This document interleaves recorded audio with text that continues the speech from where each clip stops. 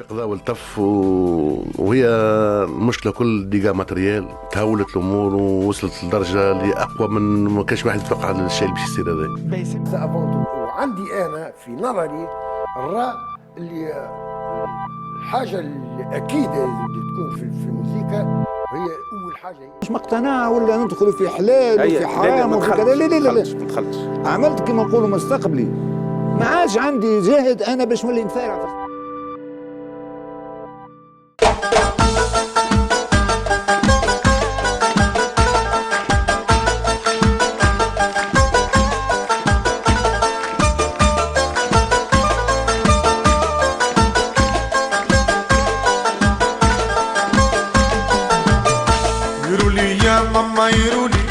هزيزي كتافو عليا، يقولولي يا ماما يرولي هزيزي كتافو عليا. اي والله خزرة خزرهاني، والله خزرة خزرهاني، تقول تعشي سلفية، تقول تعشي سلفية.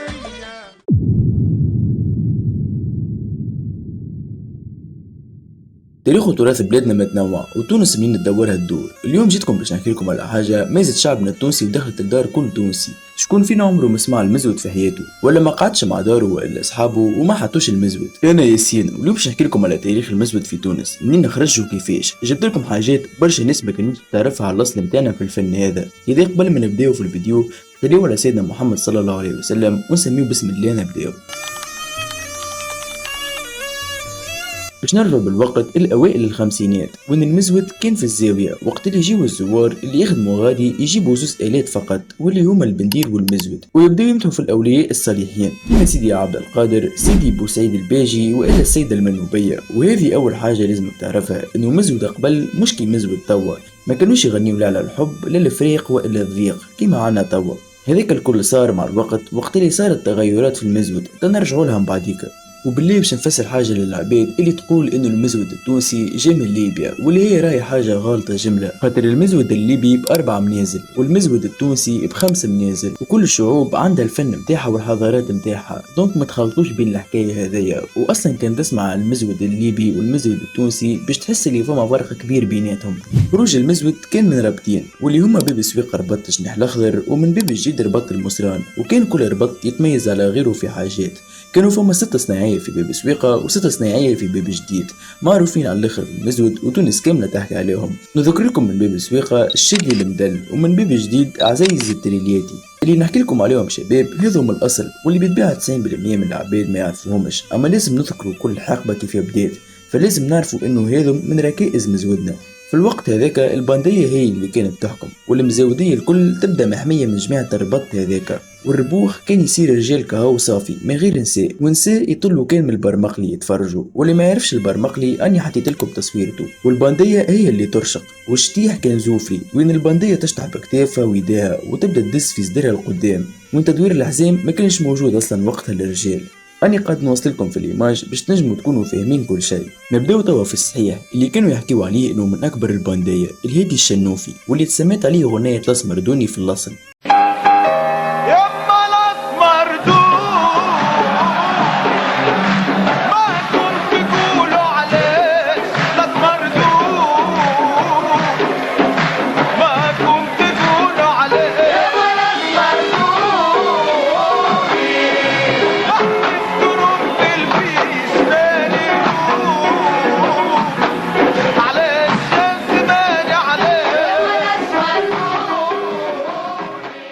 نرجعوا للنقطة نتاع قبيلة ونقولنا كيفاه المزود اتطور وبدا، ومن هنا الاسامي باش تبدا تعرفها العباد. أول واحد ساهم في تطوير المزود واللي كان الهادي حبوبة.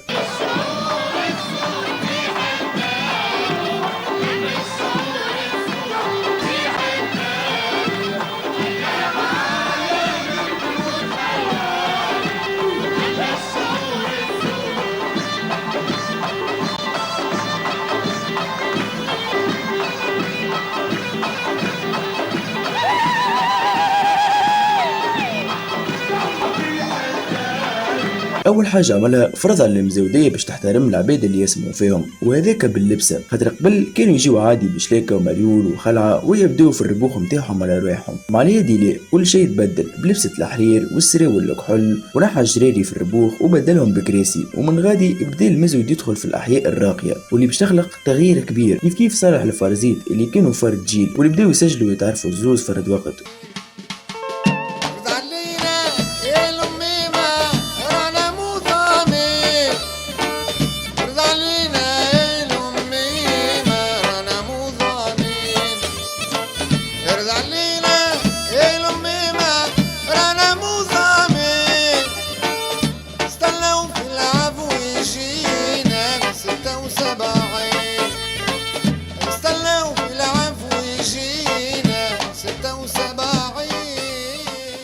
ومن هوني باش تبدا اول مشكله يتعرض لها المزود، انه يتم نعمل البث الاذاعي والتلفزي بامر من الرئيس بورقيبه وقتها اللي منعه تماما. وكان تحبوا نصيحه من عندي انا باش تزيدوا تفهموا الايماج اكثر اللي نحكي لكم عليها، تفرجوا في مسلسل النوبه واللي كان المخرج نتاعو عبد الحميد بوشناق، خاطر تقريبا هو العمل الوحيد اللي حاول يوصل الايماج كما كانت تلزم، وحاول يقرب لنا كيفاش كان المزود قبل.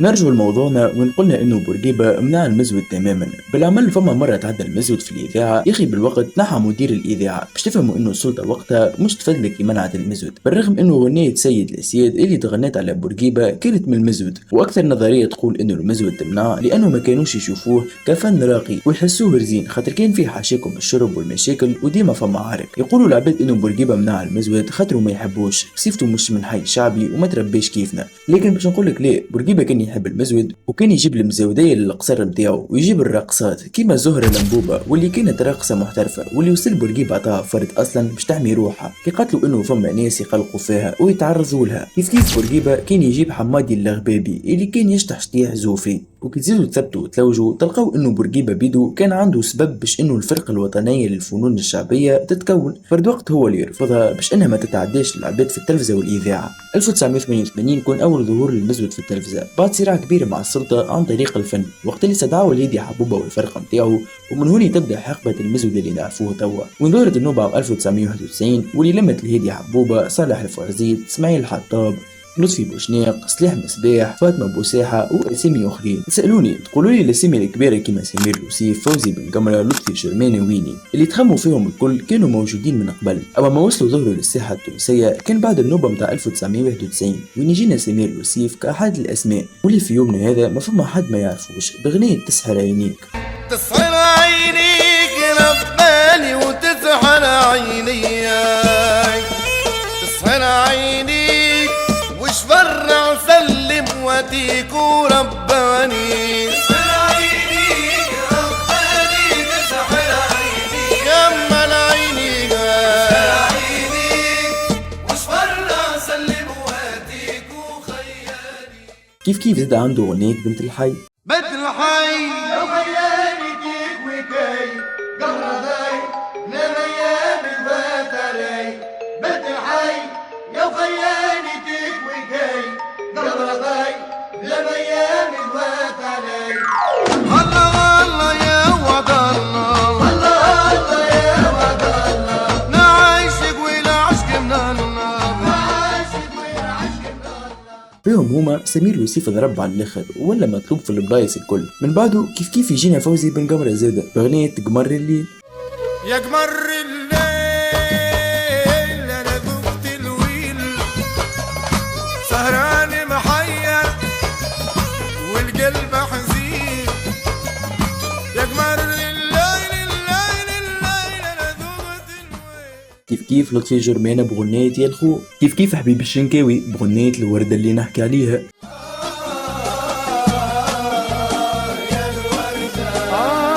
الوردة اللي نحكي عليها في بالي مراها حال، في بالي مراها حال، عالغفلك شفت خطاويها، عالغفلك شفت خطاويها، نلقاها من يا الدنيا.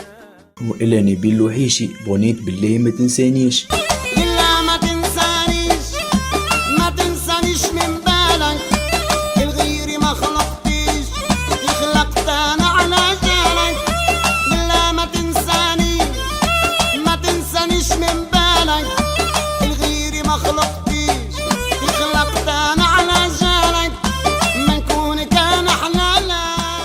هذوما الكل اللي نحكي لك عليهم، ومازالوا بالطبيعة فما اسماء اخرين نقعد نسمي لك من هنا لغدويكا اسماء متاع فنانين بالرسمي خليوا بصمة في تونس. كما قلنا هذوما جاو مع بعضهم فرد جيل تقريبا، من بعدهم هما جت جينيراسيون اخرى كيما وليد التونسي واسماء اخرين ظهروا من الالفينات وانت ماشي. الحاجة المؤسفة انه قبل كان يحاربوا في المسجد والسلطة كانت ضده، وبالرغم من هذاك الكل كانت فما برشا غنيات تخرج في الوقت هذاك كميات مأهولة. لكن المشكلة وين؟ انه بعد ما سيبون استعفت به السلطة المزود كفن الكل، الجينيراسيون اللي طالعة توا ما عادش مكبشة في المزود كما كانت قبل، والمزود تدريجيا بدا ينقص، والغنيات جدد نتاع المزود قليل برشا وين تخرج غنية ناجحة برشا كيما توا. المزود تدريجيا بدا ينخفض، والجمهور نتاعو مش نقولوا القل، خاطر ديجا اللي يحب المزود من نولو امبوسيبل كان ما عادش يحبه. لكن في وقتنا توا والجينيراسيون اللي طالعة توا كلهم قاعدين يعاودوا في الغنيات القدم، وما عادش فما كرياتيفيتي جديدة باش انهم يستمتوا غنيات جديدة. وبالطبيعة باش ما نظلموش العباد اللي تخدم على رواحها، مازالت فما توا اسماء قاعدة تحاول تقد في المزود، كيما وليد السعداوي اللي صحيح ما عندوش قاعدة جماهيرية كبيرة في المزود، لكن كوميم يقعد يتسمى قاعد يقد في المزود.